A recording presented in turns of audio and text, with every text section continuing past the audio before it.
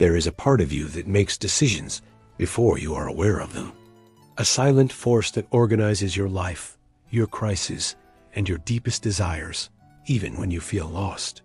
Today, you are going to discover what the self truly is, according to Carl Jung, and why understanding it can completely change the way you see yourself, think, and act.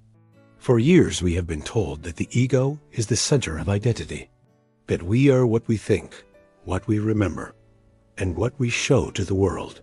But Jung introduced an unsettling idea that challenges modern psychology. The ego does not rule. The ego is only a fragment. The true center of the psyche is something far deeper and far more disturbing. That center is the self. The self is not your personality. It is not your name, your job, or your personal story. The self is the totality of who you are, including what you reject, what you hide, and what you do not even know exists within you. It is the central archetype that organizes all other archetypes. It is the invisible director of the play. Imagine your mind as a city. The ego would be like the mayor, convinced it controls everything. The self would be the complete blueprint, the hidden laws, the history, and the structures that keep working, even if the mayor disappears. The ego makes conscious choices. The self sets the direction of your life. Here comes a controversial idea. According to Jung, you are not as free as you believe. Many of your important decisions, repeated relationships, failures, and crises follow an inner process with a clear purpose. The realization of the self. Individuation. Individuation is not about becoming special or superior. It is about becoming who you truly are. And that requires integrating pain, shame, and contradictions that challenge your self-image. That is why this process often appears as crisis. Breakups, depression, radical changes, emptiness, or loss of meaning. These are not system errors. They are signals from the self. Think about a moment in your life when everything felt wrong. Nothing made sense, and you were living on autopilot. Jung would say the self was trying to reorganize you, to destroy a false identity and build an authentic one.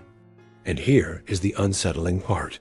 If you ignore that call, the unconscious does not give up. It becomes stronger. Recurring dreams, unexplained anxiety, self-sabotage, repeated toxic relationships. This is not bad luck. It is the self pushing from the shadows. Because its goal is not comfort. Its goal is wholeness. Modern culture worships external success.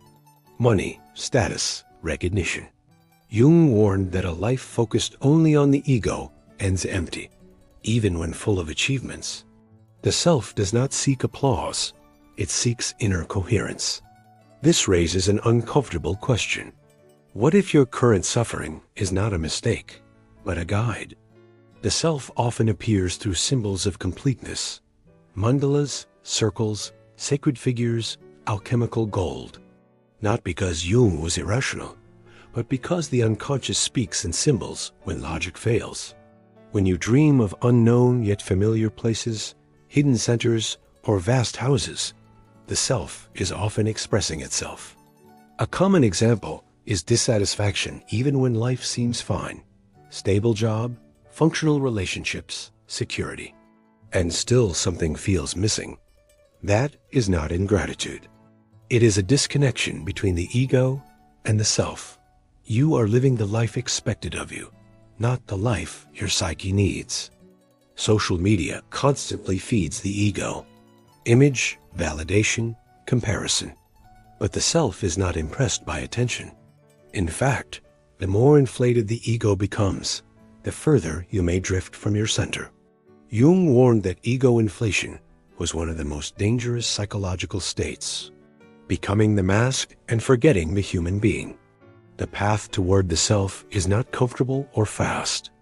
It requires facing the shadow, acknowledging impulses that conflict with learned morality, and accepting inner contradictions. You are not only light. Denying darkness does not make you better. It makes you incomplete. Here is another debatable idea. Not everything must be healed. Some wounds are not closed, they are integrated. The self does not remove pain, it gives it meaning. Transforming suffering into awareness is one of its central functions. When a person aligns with the self, something shifts. Decisions become coherent. Relationships change. The need for constant approval fades. A strange calm appears, even within chaos. Not because everything is perfect, but because everything makes sense. Jung said that those who look outward dream, but those who look inward awaken. The self is not in the future or the past. It is operating inside you right now, whether you like it or not. The question is not if it exists. The question is whether you are willing to listen. Discovering the self may not make you successful, admired, or popular, but it can make you something rare today, authentic, and paradoxically, that is what people fear the most. If this content stirred something inside you, do not ignore it. Let it speak. Share in the comments what resonated with you. Like the video if deep psychology adds value to your life. And subscribe to keep exploring the ideas most people avoid facing.